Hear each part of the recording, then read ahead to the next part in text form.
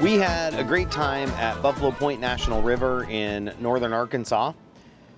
We got to do a ton of stuff while we were there. I think we had 5 nights there. The first day when we got there, whatever day it was like a Monday, we got in and got kind of camp set up, got the connections made, water, electric, all that kind of stuff, and then went for a quick hike. It was Emily and I, my brother and his family, and then all of our dogs, which at this point in time is 5 dogs, that went on a hike between Campground C and the group campground. So as we did that hike, we really had a good time. The dogs kind of, ran around a little bit, got them a little bit tired out after a 5 or 6 hour drive, because this was the day where we stopped at Hot Springs and headed to Buffalo Point National River. The drive to Hot Springs wasn't too bad, and then the drive to Buffalo Point wasn't too bad. I think the bigger issue in that was we had about a 2-hour stop in Hot Springs to hang out. We had about an hour where we went to kind of the grocery to make sure all of our food needs were met for the next 5 days, and that made the drive a really long day. Anyway, so we'd gone out. We got the dogs out just to kind of tire them out a little bit, and got back to the campground, made dinner. We were hanging out. It was a really good night, a really good day, a really good evening. But that is about the point in time where we started to figure out how many ticks not only we were getting, but the dogs were getting. So I think I was the first one to find one on my leg. After I found one on my leg, Emily found 1 or 2.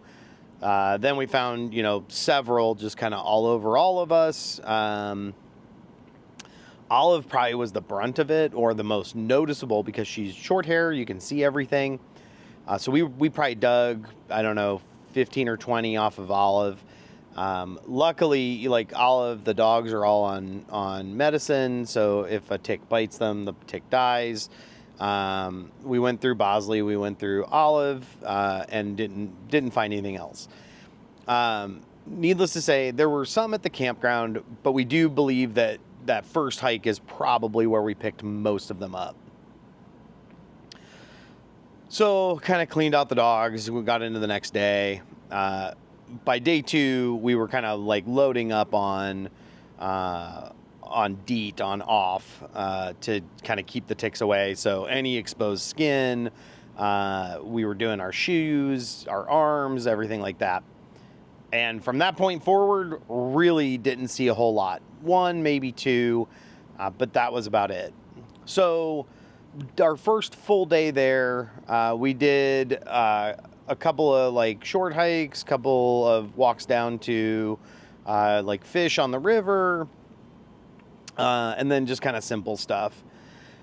So day 3, we actually had scheduled a kayaking trip. So we actually thought it was going to be, I think 6 miles is what we were booked for. It ended up being a 10 mile kayak trip, which took a little over 4 hours, including, I think we stopped for 30 or 45 minutes to eat lunch or whatever. But it was just a wonderful day. So all 5 of us had kayaks. We went down the river. We saw a bald eagle, I think several bald eagles. We saw turkey. We saw turtles, quite a few fish in the water, a couple jumping, skipping through the water. But really just had a really good time on that trip. And you'll see like that intro where you saw the cliff. That was really close to our campground. But really that whole river was like that for the 10 miles we were on it. We booked through Wild Bill's Outfitters, which I would recommend for sure. They had us picked up at 8 a.m. So we went and parked at the takeout. At 8 a.m. they picked us up. They drove us. It took about 45 minutes up to the put-in point, and got everything ready. All the kayaks off the truck, all that kind of stuff. Got it ready for us, and sent us down the river. Shout out to Tim who drove us there. He was just an awesome guy, fun to talk to. But then we went down the river, kind of talked about that a little bit. And at the end of it, really you just pull out the kayak and you leave it at the takeout. And from there, you drive away. So they have kind of a system set up where they just kind of deal with the kayaks once you're done with the trip. So that was day, I guess the second full day. So that would have been Wednesday. So on our next full day, we did a hike that it's called Indian Rockhouse Trail. And Indian Rockhouse Trail was really cool. Beautiful hike, a couple of waterfalls, a little pond area that we got to stop at and see. But then you get into the Indian Rockhouse, the cavern. So there's running water there. Why? You can feel it. It's 10 degrees cooler once you're under the shade there. Just beautiful and amazing, and one of those sites that you get into, similar to like Mesa Verde, right, in Colorado, where they built their houses under the overhangs. This was more primitive. There weren't like houses built or anything like that, but it was an overhang and allowed for people to stay in there, stay cool, stay dry, all those things. The hike down was great. It's like a 700 or 800 foot descent on the way there, which then means it's a 700 or 800 foot ascent on the way back. And that's all done in the last, quarter mile. So we did that on whatever day that was. And then actually the following morning, we did it again. So it must have been a Wednesday afternoon that we did it initially. My nephew decided not to come that first time. But the second time we did it, he did come. And again, it was a beautiful hike. I'd say the second time we powered through it a little bit more, where we didn't stop as frequently or we didn't stop for as long. All told, we were in Arkansas, that northern Arkansas area, for about 5 days. We left on Friday and continued our journey into Mississippi and Alabama. We don't have a lot of video from Mississippi or Alabama because they were really just stop-off points. That was so we weren't making a 20-hour drive to our final destination. Come on, bus. So in Mississippi, we stopped at Witten State Park, I believe is what it was. And there were a couple hikes there. You get up on the water, and it was pretty good. Our spot there was a little muddy. It had been raining quite frequently there, so we had that kind of issue. And then Mississippi literally was a stopover.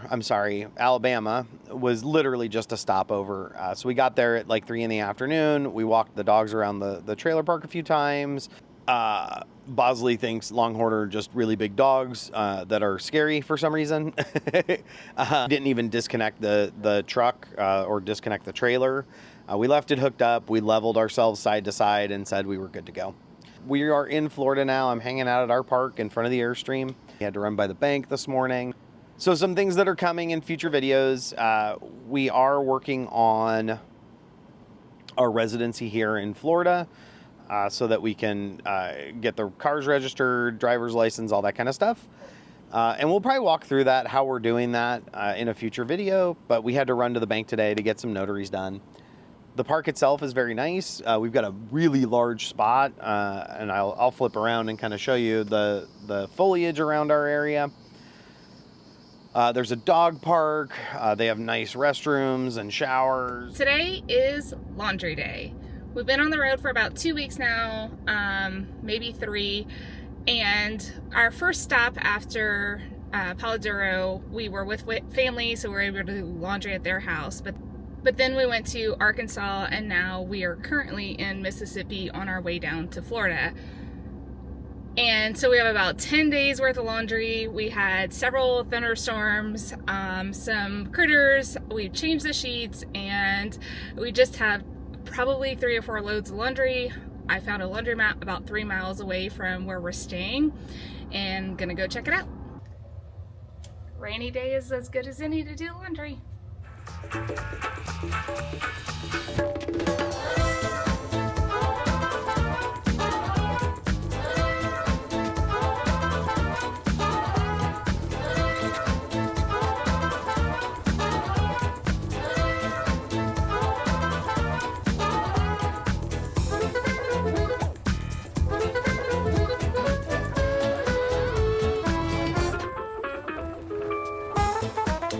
So I did find some larger washers just on the other side, which is probably what I should have done in the first place, but I had no idea. This is only my second time at a laundromat, so still learning. I'm going to give an update on Starlink. So I'm going to stand up and I'm going to walk around the trailer here.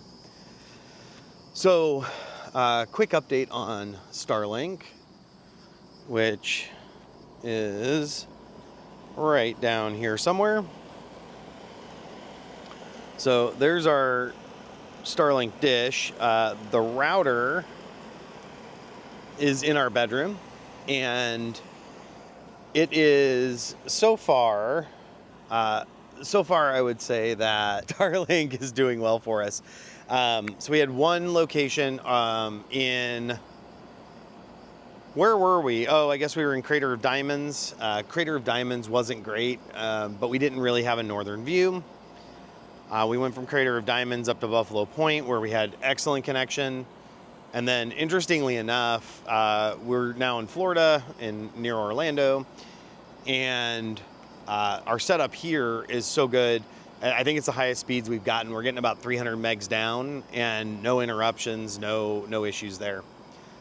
So yeah, I think generally I would say Starlink is a great option.